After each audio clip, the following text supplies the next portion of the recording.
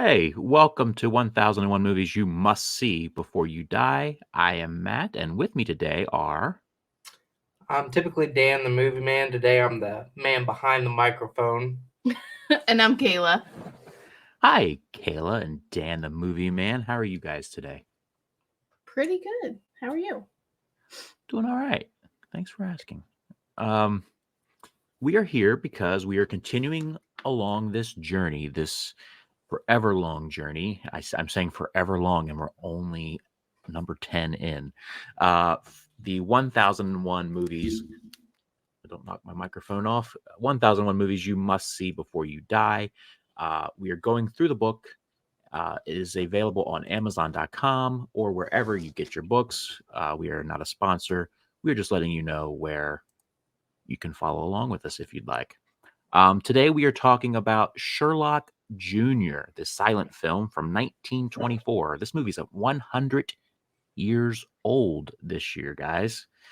This aside from Trip to the Moon, I believe this is the oldest film we've talked about so far. Hmm. Um, so a little bit about Sherlock Jr. It's directed and starring Buster Keaton, and it's about a film projectionist who longs to be a detective and puts his skills to work when he is framed by a rival for stealing his girlfriend's father's pocket watch. Dan, this is the part where I usually kick it over to you for stats. What do we know about Sherlock Jr.? Sherlock Jr., again, as mentioned before, released 1924, ended up grossing about $450,000, a little over $450,000 at the box office, which for that time period, pretty good. In terms of performances, this one is recognized as one of the top movies of all time. I believe it ranks 201, the best film feature festival that they have going. So kudos to Buster Keaton. He both, again, directed and acted in this movie. And the reason why, one of you guys may be asking, because I think on this series we've never had a third panel person before. My wife did take some film classes, and one of her favorites to learn about and to view was Buster Keaton. So we did ask her to sit in on this. I know she has some interesting facts for us as well regarding Buster Keaton and maybe some of the folks that starred in the movie with him, maybe another actor with a similar name. But I'm going to kick that over to Cayla briefly, and then we'll round it back over to you, Mr. Matt, for initial thoughts. Okay. I feel like I'm put on the spotlight a little because I don't have any interesting facts except for whatever I guess there is in my brain if we start talking about something and it comes up. But Buster Keaton came up in the class when we were exploring the silent film era. And I mean, he's compared often to Charlie Chaplin, who you guys did in your last video. So I think this was a nice segue to see another big person within that era of silent film and then transitioning to talkies as well. But I'm looking forward to hearing what everybody says about it. And I don't know if I talk about it now or do we dive into okay. We'll kick that back over to Matt and just we'll hit a couple interesting facts on this before we kick it back over to Matt. So all the stunts that you see performed here, and this is something Cayla brought to my attention actually, was they were all performed by him. So he was the original, almost Tom Cruise type character, if you could imagine that, going on top of the train cars. And just before the show, we did hear that there was an issue on one of the scenes where he's running across the train cars. He ends up grabbing a wire, brings him down. He has water poured onto his face. When he did that, the force of the water was so strong, it pushed him into the railroad tracks and he injured his neck. And he didn't find out until 6 years later from a doctor that he had actually injured his neck to the point where he almost broke it. So they kept that cut in the film. So we actually saw when the injury happened. At that point, watching this, I really didn't notice anything unusual. So the fact that he played through it just speaks to his professionalism And the fact that, he was a vaudeville performer before, he's known extensively in the industry in early films, just again, a tribute to him. So, Mr. Matt, we'll push it back. I think Cayla wants to say something, then we'll give it back to Matt. I just wanted to note that you said that he performed all of his stunts, but he also choreographed like almost all of his stunts as well. So everything you see was something that came out of his brain, and is something that, like, you had talked about him being a vaudeville performer, and he got a lot of inspiration from being in that scene growing up. So like all you see, the stuff is all influenced by his childhood. And then you had talked about, so, and then we'll see a member of his family in the movie as well. So yeah. Okay. I just think that's important to note when you're looking at Yeah. Buster Keaton as a whole, because there's so much, just like Charlie Chaplin, that goes into being this person who has their hands on every single aspect within the film. Sorry. Okay. I really like Buster Keaton, obviously. So I'm just gonna jump right in with my thoughts, review the whole shebang, and then we'll kick it over to you guys again, and we'll see what we thought about this movie. So this was the second silent film that we've done. This is only probably about the third or fourth silent film that I've ever watched. It was my first foray into the world of Buster Keaton, and I certainly hope that it's not my last, because this was eye-opening, and I gotta say, I enjoyed every single minute of this. What was it, 48-minute runtime? There wasn't a minute where I was bored or looking away. It captivated me from start to finish. Um, for a film that's 100 years old, as we talked about, to be able to make me laugh 10 times harder than most of the more recent comedies today, that's saying something, right?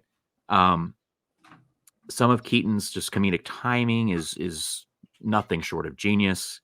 And I think the concept was just so ahead of its time.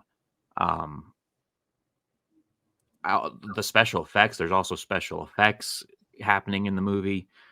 Some that just, for its day, is quite astounding. The film within a film sequence, like basically the whole last part of the movie where there's like a movie within a movie, that was a masterpiece. I thought it was a great movie. I am now a super fan of Buster Keaton. Couple, I would say my favorite scene I noted is when he's on the bike at the end, and with the police officer, and the officer falls off, and he just keeps going, and he's like, slow down, and the guy, there's nobody behind him, and, like, we're gonna get hurt if we're not careful, and it's just I say that I'm very picky about my comedy. Like a lot of comedy movies that come out, I don't find funny. I don't enjoy as much. And people are like, how do you not like that? It's just not my type of comedy. Well, what is your type of comedy? This is, maybe I'm just, again, talking about like old school, me liking I Love Lucy when I was a child. Like, this is just this old school type of humor is my comedy. This was right up my alley. The car, again at the end, the car as a boat, with him and the lady in it, that made me laugh more than it should have. it was just great. So I really loved it. I'm gonna kick it back over to you guys to see Dan or Cayla, what you guys thought. No, I know the young lady wants me to go first, but I know she's been waiting patiently for a Buster Keaton film to show up, so I am going to allow her the chance to go ahead and talk. I'm not really sure what to say here. I really enjoyed this. I've seen a couple of Buster Keaton's films now, and to me, there's just something that's you don't see too often, when, especially now, I don't feel like, for actors to bring, like I said before, every aspect into a character or a person. And it's honestly, it's beautiful to see him on screen, and to everything just to be silent, like just the audio itself, but then accompany the music and different stuff like that to really bring you a fantastic film that I don't know. I feel kind of on the spot. It's kind of weird, but this was great. It was very well done. The comedy in it is perfect, and Buster Keaton has a way of using his body to bring and evoke all types of emotion, and especially the comedic parts as well. I do want to touch on just my favorite part of the film was the shot where we're seeing Buster through the camera or the theater window. And there was one shot before he was with his fiance, and you're just seeing him stare directly, like he's almost looking at the audience, but he's really looking at the screen, trying to mimic what's happening on the movie within a movie. But I don't know, there was just a shot where it's so delicate, and it's stunning to see visually, because it's like one of those perfect shots that almost could be the thumbnail or movie poster for this movie. But I really enjoyed it. Probably gonna watch more Buster Keaton movies. Hopefully there's more Buster Keaton stuff.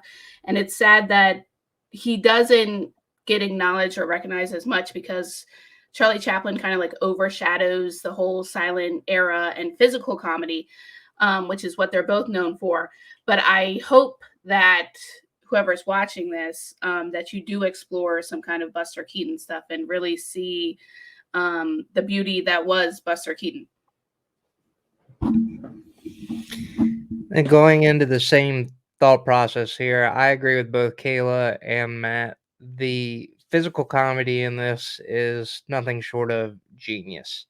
The fact that he does all of his stunts, just amazing. And this is before we had, maybe not before entirely, but before we had stunt doubles. That is an industry standard. And we applaud actors. Again, I'm going to throw it back to Tom Cruise, who take the initiative and do all their own stunts, where you see him skydiving and rolling and all this. This is a man that puts himself in and on top of and around trains, running from car to car. He's physically injured himself in the performances he's done. I'm sure with the bike scenes, like when you think how much work it would take to film some of the things they filmed back in the time that they did it, it's amazing. It's nothing short of astounding. And Matt, I'm glad you hit on the picture within a picture. I thought that was one of the best parts of the movie. The fact that it's a dream that he's having and he projects himself into this. I thought that whole idea was very well done. The story was magnificent. And when we watched this movie, I was forced to think back to A Trip to the Moon, because the original person, or the original movie that we saw there, merged magic and filmmaking together. And when you think of the term movie magic, dang, this is it. Probably one of the earliest examples of it, shown to us. And in fact, he actually does a magic trick. Again, we're reading before the show, where he jumps into the suitcase of his man or his helper, and then he's dressed as an older lady, jumps in the suitcase and disappears, and he walks away. And where's Buster Keaton?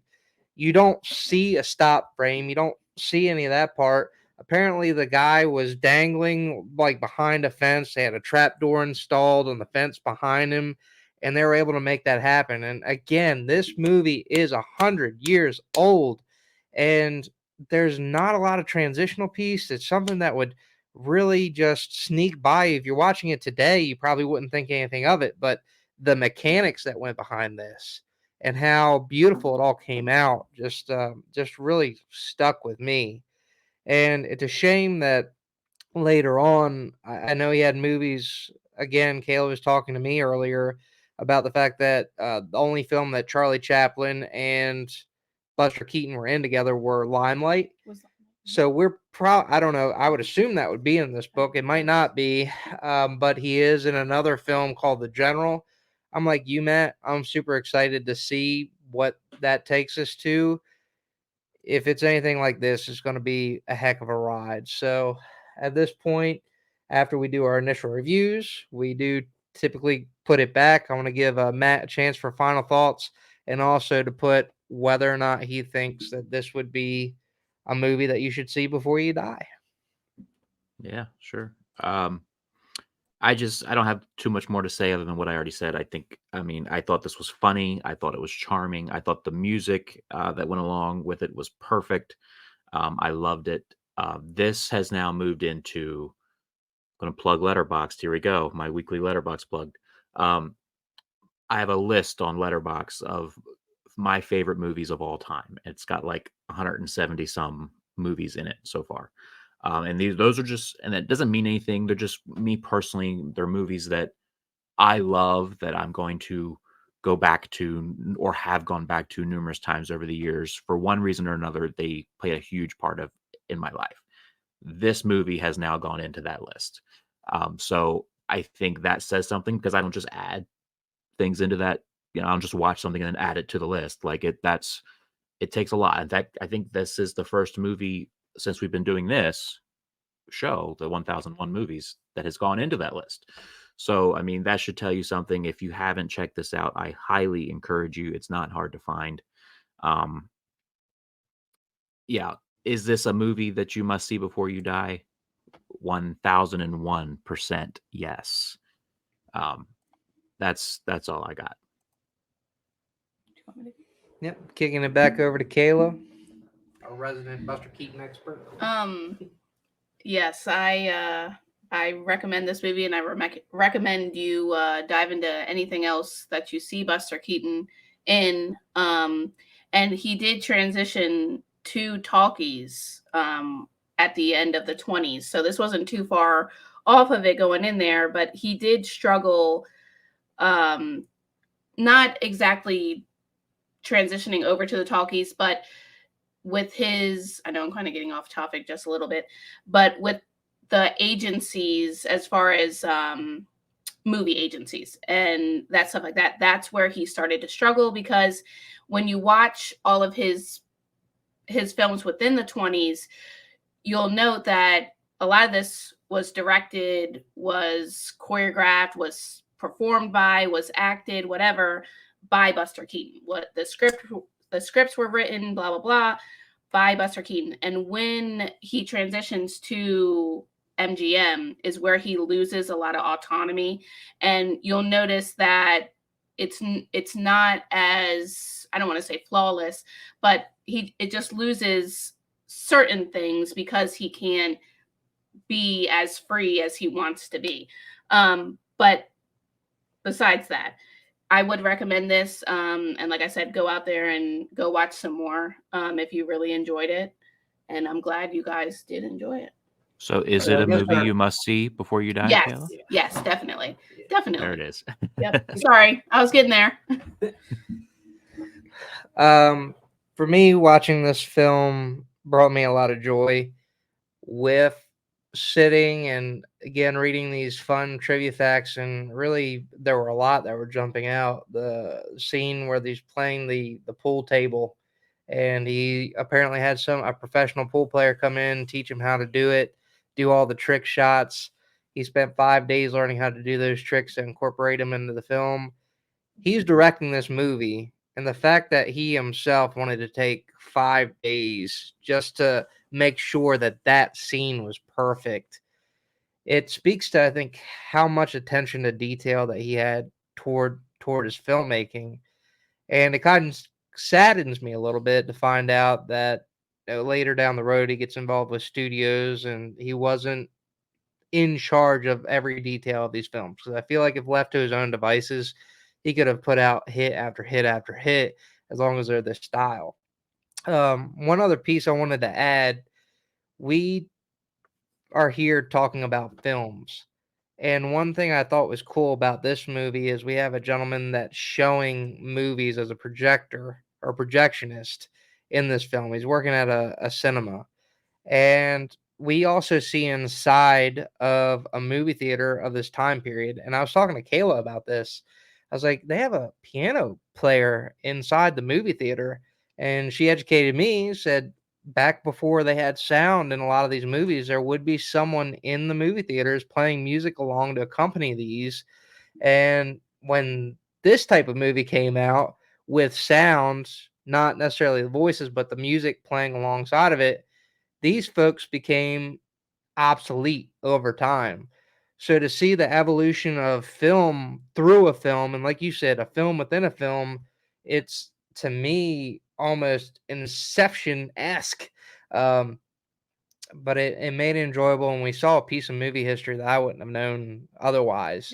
So when we talk about this film, is this that one of the movies you should see before you die?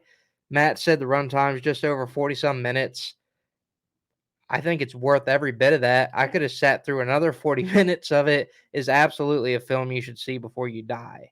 And before we kick it back over to Matt for his final thoughts, I know that Cayla also is giving me some information, perhaps about something coming up about Buster Keaton, maybe something else in film involving Buster Oh, Keaton. So I'm going to kick it over to her briefly there. Sure.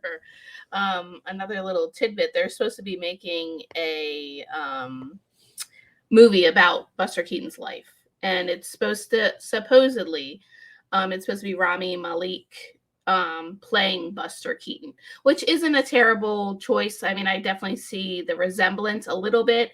It'll just be whether he can really ace the persona that is or was Buster Keaton. So little that. And I forgot to mention that we had talked about very briefly about a family member that was within this movie. So the father of the girl in this movie is played by Buster Keaton's father, Joe Keaton.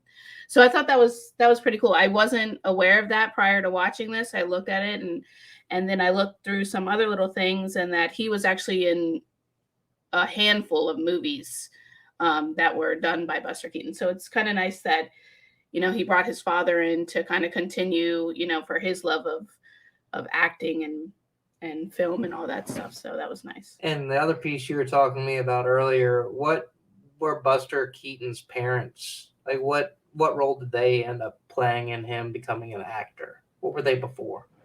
Oh, I think I touched on this, that they were both vaudeville like stage actors. And they brought him in when he was like months old into the performance. So literally stage, theater, acting, whatever was a part of him since he was very, very, very young.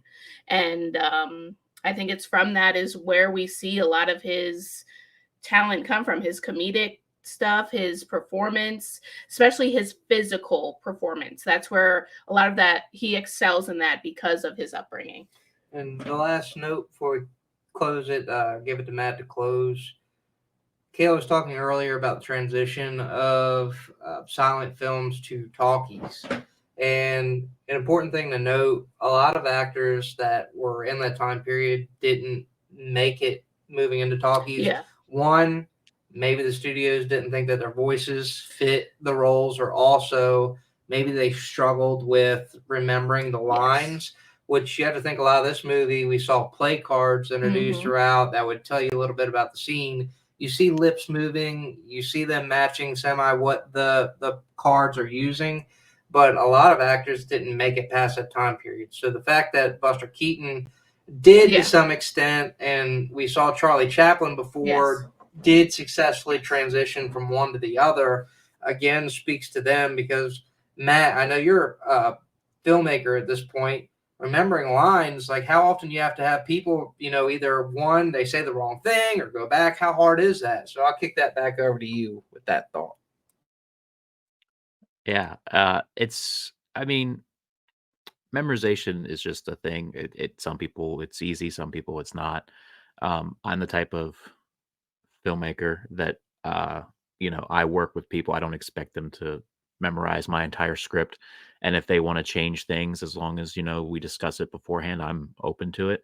But not everyone's like that. So it definitely can be a challenge, especially back in the day when, when talkies are just becoming a thing. And I'm sure people were like, no, this is the script. This is how it's written. I'm sure it was a lot more, nowadays you hear about directors that are more, they're willing to change some things here and there. Have actors input. And I know that might have existed back then, but I'm sure it probably wasn't as common. So, I mean, yeah, memorization could have played a big part in a lot of the actors, not transitioning successfully. So that pretty much wraps up Sherlock Jr., folks. Overall, it's a big thumbs up. You should see this movie before you die. I highly encourage you to do so if you haven't. Now comes the part of the show where we decide what we're watching next. And we've been doing the randomizer. In case you missed the last episode, we have decided not to no longer, at least for the time being, show the wheel on screen because it causes lag on both our end and the viewer's end. So rather than being all laggy and kind of a turnoff, shall we say, we're doing it off screen and then just going to tell you until we come up with a better system, which 1,001 of these we may, by the time it's over, have another better system. So Dan randomly selected and got Sherlock Jr. Last go around. So I have randomly selected this go around, and hold on, baby. This is one of my favorite movies of all time. It's definitely probably not going to be up Cayla's lane, but Cayla's lane. Sorry, but it's definitely in my. I'd say it's in my top 5 easy. It is from 1991, and it is page 796. I am talking about The Silence of the Lambs. Oh, Jesus. I think I'm going to sit that one out. Oh, my goodness. Well, that's a good pick. I actually have never seen this entire movie because the idea of it scares me. And I think if I did watch it, I probably have nightmares, and that's why I haven't explored it. So one fun fact taking off of this page, Matt, to just turn to, and we've talked about this in movies before, but I'd never realized this. So before we get in, just a sneak preview for our viewers who are following along. Surprisingly, for such a major role, Hopkins is only on screen for around 16 minutes. Wow. Yeah. Wow, that's kind of crazy. It's the Jaws Beetlejuice effect where the main character, the main bad guy, the main reason you're watching the movie is hardly in the movie at all. And the movie's like a 2-hour runtime. So 16 minutes out of 2 hours, I mean, that's not a lot. But I am excited for this. I love Jodie Foster. I love Anthony Hopkins. This is a psychological thriller. It's more. I mean, it falls under horror for sure, but it's more. It's not your jump scare horror. It's like a psychological type of suspense, and it definitely is not for the squeamish. There more so, just like 1 or 2 parts that are kind of like, ugh. But I'm excited to talk about it, and that's it, folks. Make sure you like, comment, subscribe. Make sure you ring the notification bell so that way you get notified each and every time that we post a new video. And until next time, we'll catch you later. See you guys.